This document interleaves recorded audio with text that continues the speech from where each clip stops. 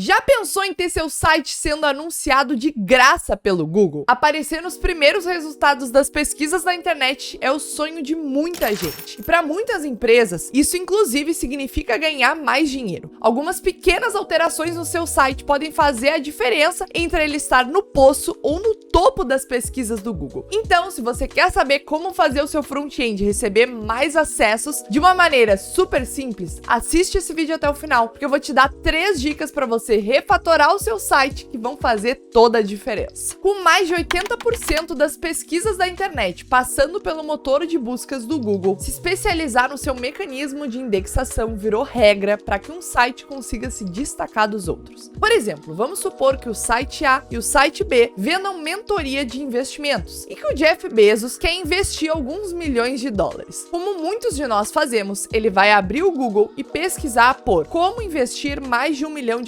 ou investimentos exclusivos para milionários. E é aqui que começa a mágica. O Google vai decidir, de acordo com o algoritmo dele e com o que ele considera mais relevante, quais são os links que vão aparecer no topo da primeira página de resultados, que acaba sendo a página mais importante, porque dificilmente um usuário vai ir para a segunda ou terceira página de resultados. E o Jeff, por ser uma pessoa muito ocupada e que confia no algoritmo do Google, vai clicar no primeiro link que aparecer para ele, que vai levar para o site da empresa B. Ele vai abrir o artigo, vai ler um pouco, vai encontrar o anúncio e vai clicar. Esse é o fluxo padrão dos usuários na internet e ele tem que ser levado em consideração quando a gente for construir os nossos sites. Bom, e agora que a gente já entendeu a importância de se preocupar com SEO e como isso pode fazer com que a nossa empresa ganhe um novo cliente ou não, vamos entender como funciona os algoritmos que ranqueiam as nossas páginas.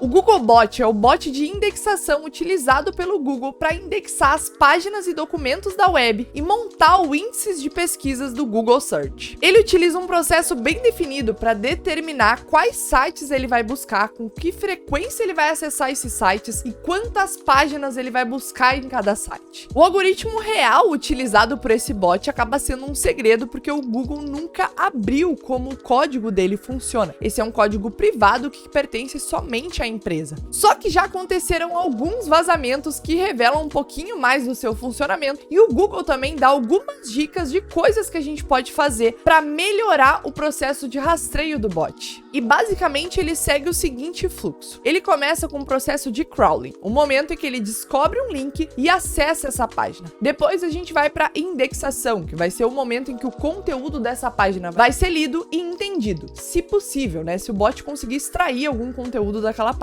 E por fim, a entrega. Vai ser o momento que a gente vai buscar alguma coisa no Google e ele vai retornar a provável melhor página para nossa pesquisa, de acordo com esses passos anteriores que o bot já fez para indexar as páginas. E uma coisa muito legal desses rastreadores do Google, que muita gente não sabe, é que eles são programados para evitar a sobrecarga dos sites. Ou seja, eles não vão encher o nosso site de requests a ponto de derrubar ele. Então, a quantidade de requests e o tempo entre cada uma delas vai variar de acordo com cada site. E agora que a gente já entendeu o comportamento geral do bot, vamos entrar mais a fundo na etapa de indexação e entender quais pontos ele leva em consideração para indexar nossa página para uma pesquisa ou não. A primeira coisa que nos vem em mente quando a gente fala sobre técnicas para melhorar a indexação do nosso site é o uso, de HTML semântico, que apesar de ser uma técnica simples, não tá errado. Isso realmente ajuda a indexação do nosso site. Então sim, utilizar tags HTML corretas vai facilitar a indexação da nossa página por parte do bot, certo? Isso porque algumas tags, elas já deixam claro pro robô, significa. Quando a gente diz que alguma coisa é semântica, é porque ela tem um significado, porque aquilo, traz um significado por trás. E é o caso de muitas tags HTML, como por exemplo o caso da tag article. Quando a gente usa a tag article, a gente tá aqui dizendo, pro bot que isso aqui é um artigo, que o conteúdo que ele vai estar extraindo daqui é o conteúdo de um artigo. Já por outro lado, a tag HTML1 deixa claro para o bot que esse aqui é o título da página, ou pelo menos é uma das informações principais dessa página, o que resume todo o tema que vai ter dentro dessa página. Isso vai ajudar o Googlebot a extrair o conteúdo de uma maneira correta, de uma forma mais fácil e da maneira correta. Ele vai conseguir indexar de uma forma mais fácil todo o conteúdo que contém nas nossas páginas. Então, vamos ver aqui um exemplo, certo? Que eu trouxe pra gente, um exemplo super simples, mas só pra gente conseguir entender os conceitos aqui por trás, certo? Então, por exemplo, a gente tem aqui um H1 que tem o texto dieta saudável. E aqui a gente tem um article, né, por volta de tudo isso, que nada mais é do que o conteúdo desse artigo, né, sobre dieta saudável. Além disso, a gente tem também aqui uma UL, certo? Que, na verdade, essa UL significa Unordered List, para quem não sabe, é o lista não ordenada, mostrando algumas opções de elemento. Tudo isso daqui, todas essas tagzinhas aqui, elas têm um significado por trás. Então, o bot, sem precisar ser algo muito inteligente, sem precisar fazer muito esforço, ele já consegue identificar que essa página aqui se trata de um artigo. Esse artigo, o tema principal dele é dieta saudável, por conta do uso aqui da tag H1, e ele já consegue elencar aqui uma lista, né, de palavras-chave, como batata frita, pastel, McDonald's e Coca-Cola. Então isso aqui vai ajudar o nosso site a ser indexado, por exemplo, quando alguém fizer uma busca de dieta saudável inclui Coca-Cola, dieta saudável pode comer McDonald's, né? Isso são alguns exemplos de pesquisa. Já ajudaria, né, com que o bot indexasse aqui a nossa página nesse tipo de pesquisa. Então, por exemplo, o usuário vai buscar os 5 melhores alimentos para uma dieta saudável. E isso também ajudaria aqui na indexação do nosso site, porque a gente tem aqui alimentos ranqueados aqui de maneira de lista. Se a gente colocasse essas palavras-chave aqui no nosso artigo ou nos metadados do nosso site, ajudaria também para ele aparecer nas pesquisas. E tudo isso o bot consegue extrair somente aqui do nosso HTML, sem fazer muito esforço. Ele já consegue extrair essas informações do nosso site. Então, até abrindo aqui no navegador, se a gente der um inspecionar, né, e der uma olhadinha aqui, ó, tá tudo disponível aqui pro cliente da nossa aplicação. Nesse caso, o bot acaba sendo um cliente, ele vai acessar essa página e aí, através do crawling aqui, ele vai pegar essas informações, pegar esse conteúdo e depois indexar de acordo com o que ele resgatou aqui no momento que ele fez o acesso à página, certo? Então, tudo que a gente vê aqui na parte aqui dos elementos são coisas que o bot vai ter acesso e que ele vai utilizar para fazer essa indexação. Mas, claro, né, que possivelmente a nossa página, porque por ela possuir tão pouco conteúdo e ser pouco relevante, ela acabaria não sendo indexada numa busca do Google, não ia aparecer num resultado. Mas aqui vocês têm que ter atenção à palavra que eu usei, que é a palavra relevante, tá? Isso é super importante pro Google e ele tenta medir a relevância da nossa página de várias maneiras. Então, quando o Google vai montar lá o índice, né, de resultados, quando a gente faz uma pesquisa, ele monta esses resultados de acordo com a relevância das páginas para aquela pesquisa em específico que a gente fez. Então, de novo, voltando àquele exemplo, né, de McDonald's pode ser incluído numa dieta saudável, tem as palavras McDonald's, dieta saudável, vão ser coisas que ele vai levar em consideração no momento de pegar todas aquelas páginas que ele já tem indexado e montar o resultado específico para aquele usuário. E por a nossa página ter o match dessas palavras, certo? Dessas palavras-chave, e através do HTML semântico a gente facilitou o trabalho do bot para ele extrair essas palavras-chave do nosso site, isso faria com que a nossa página tivesse alguns pontinhos de relevância nesse tipo de pesquisa. De novo, a nossa página é muito simples, nela não tem muito conteúdo, tem vários outros problemas aqui nela, vários outros erros com que provavelmente fariam que ela não aparecesse nem nos primeiros resultados ali da pesquisa. Mas como a gente tá focando aqui na parte de HTML semântico, já serve para vocês entenderem, né, a importância disso. Mas isso foi só uma introdução ao HTML semântico. Esse é apenas um dos motivos, né, para se pensar nele quando a gente está desenvolvendo uma aplicação.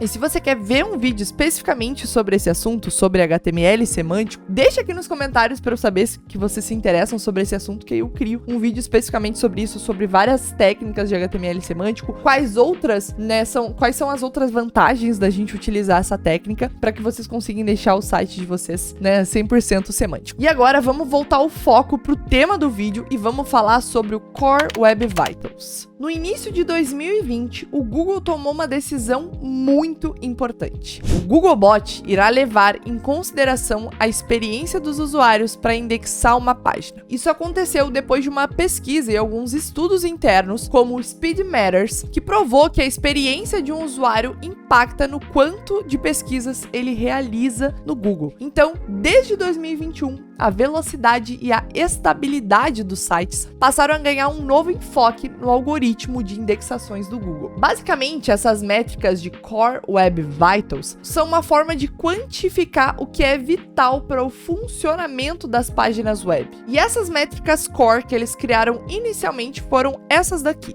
LSP, Feed e CLS. A métrica Feed foi recentemente substituída pela INP, e eu já vou falar de todas elas e vocês vão entender tudo. Além dessas métricas core, eles também criaram outras métricas secundárias, mas hoje a gente vai focar somente nessas três, que são as mais importantes e que já vai dar bastante conteúdo. Então, agora que vocês já entenderam que são o Core Web Vitals, vamos entender quais são essas três métricas e o que a gente pode fazer no nosso site, o que a gente pode alterar nas nossas aplicações front-end para que a gente melhore essas métricas e melhorar a indexação dos nossos sites nas buscas. Mas antes, eu queria te convidar para participar do nosso clube de membros aqui do canal. Todos os membros têm acesso a mais de 40 horas de conteúdo exclusivo, dividido entre lives e vídeos que eu posto aqui na comunidade de membros. Além disso, os membros também têm prioridade máxima nas respostas aqui dos comentários do YouTube e também acesso à nossa comunidade exclusiva lá no Discord, onde eu tô sempre lá ativa, ajudando a galera, tirando dúvidas e também dando dicas de carreira pro pessoal que interage por lá. Além, claro, né, das dicas e networking que você vai criar com os outros membros do canal. E além disso, quem for membro sênior aqui do canal vai ter acesso ao nosso Meetzinho dos membros, que é um encontro mensal que acontece uma vez por mês, e no mês de setembro vai acontecer na nossa segunda semana de setembro, e também no final de setembro a gente vai ter um Meetzinho extra, onde eu me encontro com os membros sêniores aqui do canal, numa call onde a gente troca ideia, a gente ri bastante, fala sobre a nossa carreira, pede ajuda, pede conselhos e se conecta, certo? E esse Meetzinho ele ocorre todos os meses lá no nosso Discord, lá no chat aí específico para os membros sêniors. Então, se você quer ter acesso a todos esses benefícios que eu te mencionei e ainda por cima apoiar todo o conteúdo gratuito que eu produzo aqui para nossa comunidade, você pode escanear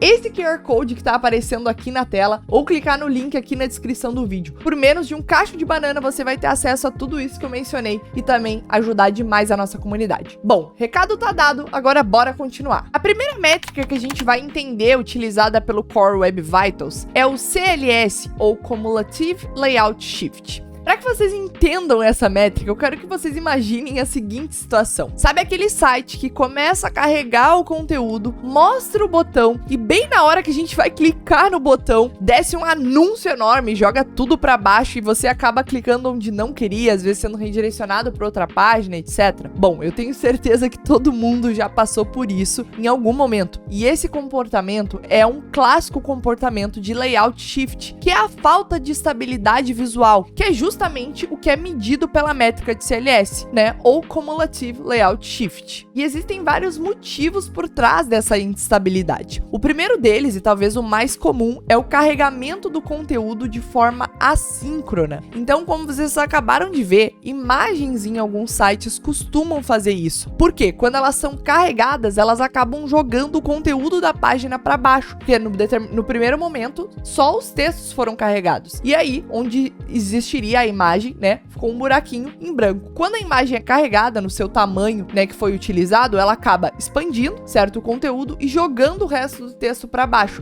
Isso causa um comportamento, né, instável no visual do site, porque ele acaba trocando de visual em alguns segundos. E essa dica eu deixei em primeiro lugar, porque vai ser só uma pequena alteração que a gente vai precisar fazer no nosso site. Em seguida eu já vou mostrar um exemplo para vocês e depois, né, vocês vão ver como corrigir isso e vão ver que vai fazer toda a diferença na nossa página. Ah, e se vocês quiserem também, eu deixei aqui na descrição do vídeo, nos comentários fixados, o link do GitHub para vocês pegarem a aplicação que eu tô usando aqui de exemplo, para que vocês consigam guardar aí depois para estudar ou consigam acompanhar aqui durante o vídeo. Então, vamos voltar aqui pro VS Code e vamos entender o exemplo. As imagens, né, como todo mundo já sabe, elas costumam ser pesadas, então elas acabam sendo carregadas depois do conteúdo de texto. Então, o nosso HTML é carregado inicialmente pelo browser. Quando o HTML é carregado, o que o browser faz? Ele inspeciona todo esse HTML e verifica se tem mais algum outro conteúdo que ele precisa baixar do servidor onde está rodando o nosso front-end. Nesse caso, a imagem é um conteúdo extra que ele precisa baixar. Então a imagem não tá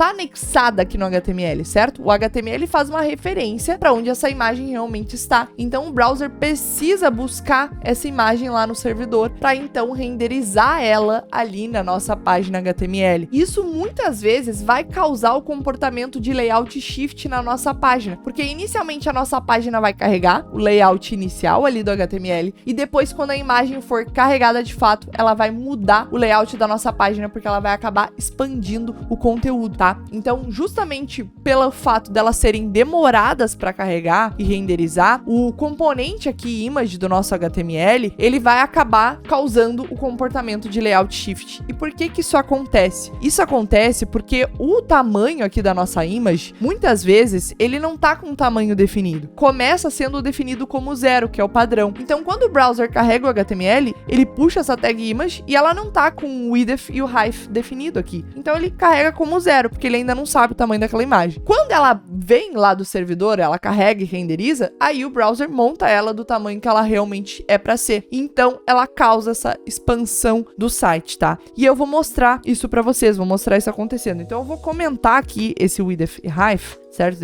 Vou tirar ele, na verdade. E aí, eu vou abrir aqui o navegador e vou mostrar uma coisa pra vocês aqui no nosso React App. Eu vou vir aqui em Network, certo? E vou colocar pro nosso throttling aqui ser um Slow 4G, tá? Então, o que a gente tá fazendo? A gente tá fazendo que o nosso browser carregue o conteúdo aqui da nossa página usando uma internet lenta, simulando uma internet lenta. E aí vocês vão ver o que vai acontecer, ó. Vou colocar aqui pra gente ver todas as requisições e vou dar um reload. Vocês vão ver que inicialmente a nossa página vai carregar e depois a nossa imagem vai aparecer. Aqui ele não fez o que eu falei, deixa eu ver porque eu tenho que colocar aqui o Disable Cache, certo? A imagem já tá cacheada aqui no meu browser porque eu já busquei ela uma vez. Então o browser é espertinho, ele sabe que é a mesma imagem, ele usa o cache. A gente tem que desabilitar o cache para ver, né, a desmágica acontecendo. Então a gente tá com uma internet lenta, o que é super normal para quem não tiver em casa, estiver usando o seu 3G na rua. E aqui a gente tá desabilitando o cache. Por quê, né? Porque imagina que o usuário nunca acessou nossa página, é a primeira vez, ou ele nunca acessou hoje, né? Ele pode ter acessado outro dia, mas hoje é o primeiro acesso dele. Então ele ainda não tem nenhum cache ali no browser dele, né, no navegador. Então quando ele acessar, olha só o que vai acontecer. Primeiro vai carregar o conteúdo em texto, né, do HTML, e depois a imagem vai ser carregada. E o que vai acontecer é justamente esse layout shift que eu tô comentando pra vocês. Eu vou botar aqui uma visualização no tamanho do celular pra vocês verem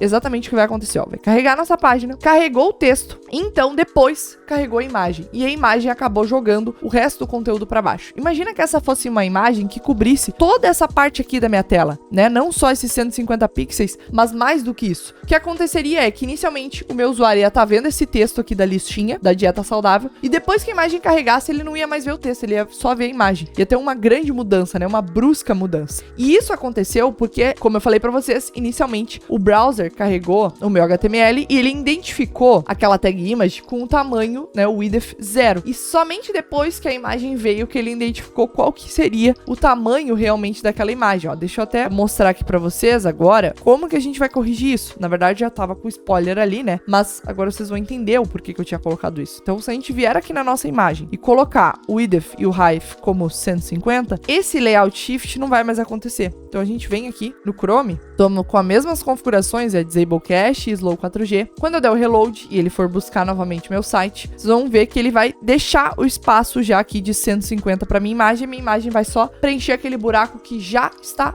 existente ali para ela, tá? Então, se a gente vier aqui e buscar para uma imagem maior, por exemplo, eu vou pegar uma imagem de 500, certo? De 500 por 500. Ele vai deixar o tamanho da imagem ali disponível para ela, mesmo antes dela ter carregado. Isso não vai causar um layout shift na minha tela, certo? Na minha página. Então, dando um reload, ó, vim aqui, ele já deixou o buraco de 500 e depois carregou a imagem. Se eu não tivesse colocado esse width, esse height, olha só o que ia acontecer. Ele ia carregar, certo? O meu texto, como eu mencionei para vocês, e depois ia acabar jogando aquele texto lá para baixo, ó. Teve uma grande mudança no layout da minha página. Então, somente com essa configuraçãozinha aqui de width e de height, certo? Vocês já vão resolver grande parte dos problemas de layout shift causados por imagens nas nossas páginas, tá? Isso aqui resolve a grande maioria dos problemas de CLS, que é o tamanho dos nossos componentes. Então, vocês podem aplicar essa dica aqui, esse mesmo conceito, para várias outras tags aqui no HTML, além de imagens, como, por exemplo, os iframes, a tag picture, também os inserts de anúncio, outros componentes que carreguem dinamicamente. Então, não só imagens, imagens, mas algum container que vai carregar dinamicamente, vocês já deixarem ali o with the fill height deles definidos. Então tudo,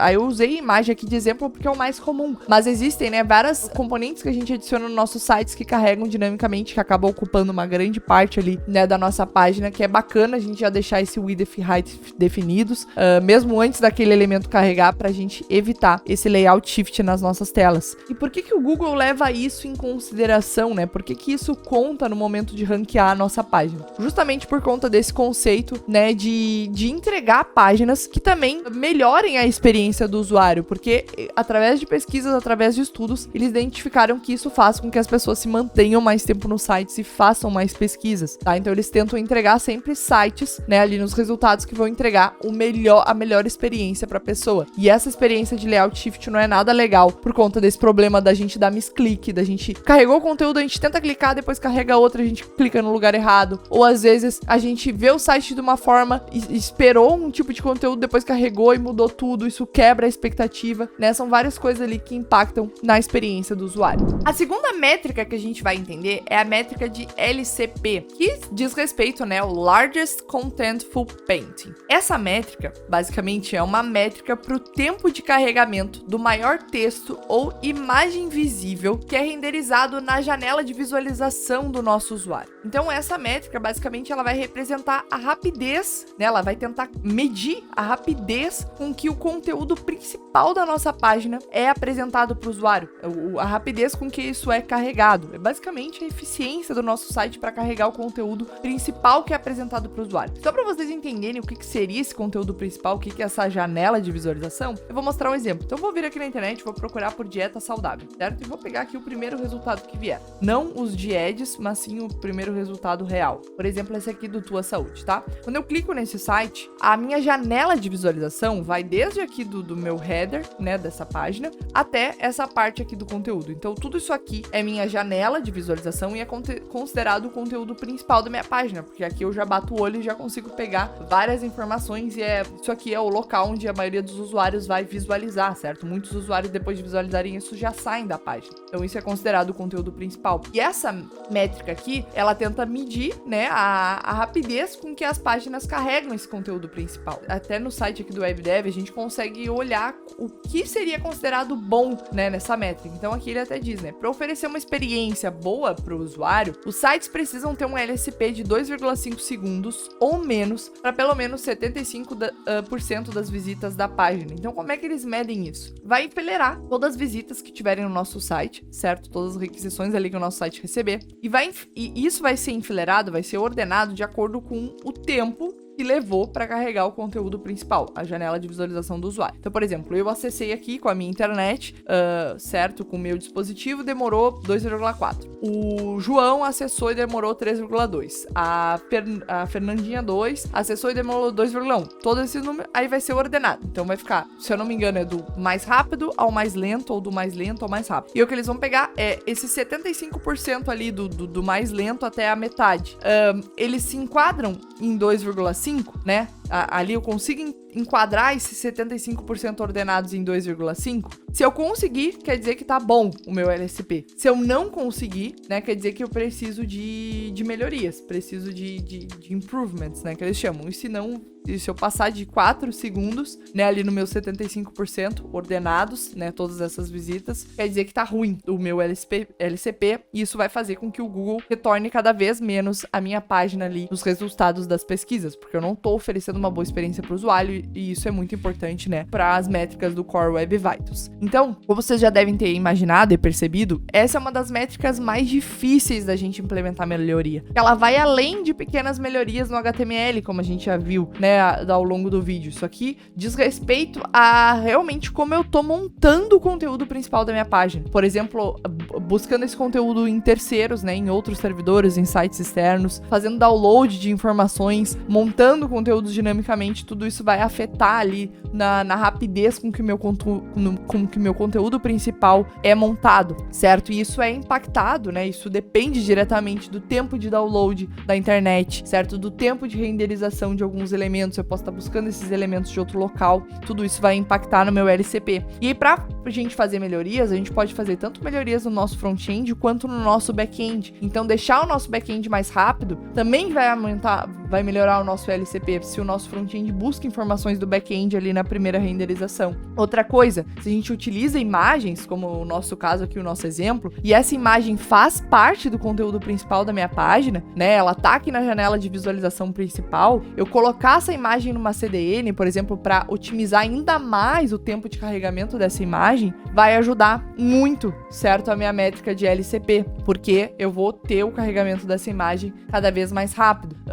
Reduzir o número de imagens também melhora o meu LCP, tá? Então, eu cortar o número de imagens que tem na minha página para deixá-la mais rápida ali no primeiro carregamento também vai ajudar. Então, são uma série de melhorias. Mas um exemplo que eu queria mostrar aqui para vocês, que é um exemplo aí fácil, tá? Que vocês podem aplicar agora no site de vocês, é utilizar, por exemplo, a propriedade de loading lazy nas imagens de vocês, tá? Aqui, ó, gente, só colocando essa propriedade no nosso HTML, eu já digo pro meu browser que ele não precisa travar o carregamento da minha página para esperar o carregamento dessa imagem. No meu caso, a minha página já não estava travando, essa minha imagem aqui já não estava travando o carregamento principal da minha página, né? Mas por algum motivo isso poderia estar travando. Então, se eu colocar o loading lazy, basicamente o que eu tô dizendo pro browser é, tipo assim, ó, essa imagem não é, né, algo essencial para minha página, tu pode carregar ela depois. Mostra a página pro usuário e depois carrega essa imagem, para eu diminuir o meu tempo do LCP. Ou, por exemplo, tirar essa imagem aqui da janela principal de visualização e colocar mais para baixo ou colocar em outro local, né, para tentar diminuir ainda mais o meu LCP. Então, isso é algo que a gente poderia fazer. Mas esse lazy loading, certo? Ele vai ajudar com que a nossa página, né, não se prenda a essa imagem aqui, certo? E ele não vai prender a thread principal da minha página e vai permitir que eu apresente alguma coisa para o usuário antes de carregar ela, porque normalmente as imagens são coisas pesadas, certo? Que vão acabar travando muito o carregamento inicial da minha página se eu ficar dependendo dessas imagens. A gente pode usar esse lazy loading também para fontes. Claro que isso tudo vai impactar no meu layout shift, então é uma balança. A gente tem que ver como corrigir o layout shift depois, né? Se, por exemplo, eu colocar um lazy loading nas minhas fontes, eu vou ter um layout shift de fonte. Minha página vai carregar com aquelas fontes serifa, por exemplo, né? Aquelas fontes bem feiona. Depois ela troca tudo e volta para fonte bonitinha. Isso impacta o meu layout shift, mas diminui meu LCP. Então, são várias coisas que a gente tem que colocar na balança, né? Como é que a gente vai fazer essas melhorias. Mas esse é um exemplo. E agora, vamos ir para nossa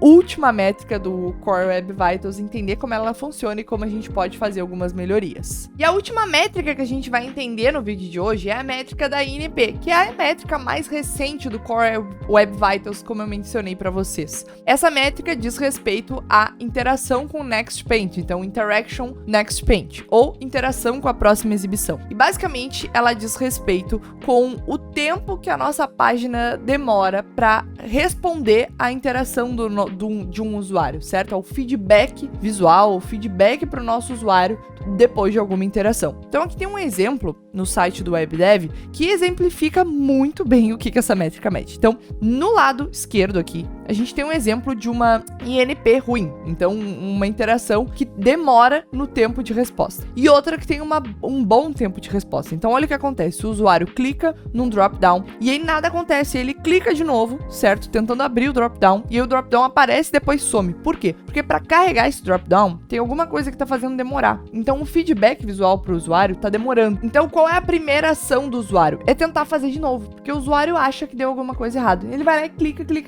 Só que o que acontece? O JavaScript tá lá nos fundos, né, processando alguma coisa, e por isso que tá demorando. Então, quando o usuário clica várias vezes, ele acaba disparando várias vezes aquela ação. Então, por exemplo, pode ser um toggle do próprio drop-down. E aí, pelo usuário ter disparado 2, 3 vezes o toggle, o comportamento que acontece é que o drop-down abre, fecha, que é um drop-down demorado. Quando a gente tem um bom tempo de resposta, o usuário clica e o drop-down já abre. Ah, Fê, mas um drop-down não teria todo esse tempo, né? É só mostrar uma informação? Não, beleza, o drop-down a gente consegue otimizar otimizar, né, de uma forma fácil, porque drop-down costuma ser uma informação que a gente já possui ali no front e a gente só tem uma animaçãozinha para exibir ou esconder, certo? Isso aqui foi só um exemplo. Mas muitas vezes o usuário clica em alguma coisa na nossa página, o que a gente faz? A gente busca essa informação no back-end e aí exibe no modal. A gente busca essa informação e renderiza uma lista. A gente mostra um resultado para a pesquisa do usuário. E aí muitas vezes o que a gente acaba fazendo? A gente espera o resultado do back-end para então mudar o layout da página e mostrar o resultado para o usuário. E isso acaba, né, interferindo na métrica de NP. Por quê? Porque o usuário não vê nenhum feedback visual de que aquela interação deu certo e de que alguma coisa está acontecendo no fundo dos panos. E ele acaba tentando interagir de novo até que alguma coisa aconteça na página, certo? Então, o que a gente tem que fazer aqui para evitar que essa métrica seja ruim no nosso site é tentar dar uma resposta visual para o usuário que alguma coisa aconteceu e que ele tem que esperar para a gente obter o resultado, tá? Então, voltando lá para nossa página de exemplo, eu trouxe um exemplo agora para essa métrica do INP. O que eu fiz? Aqui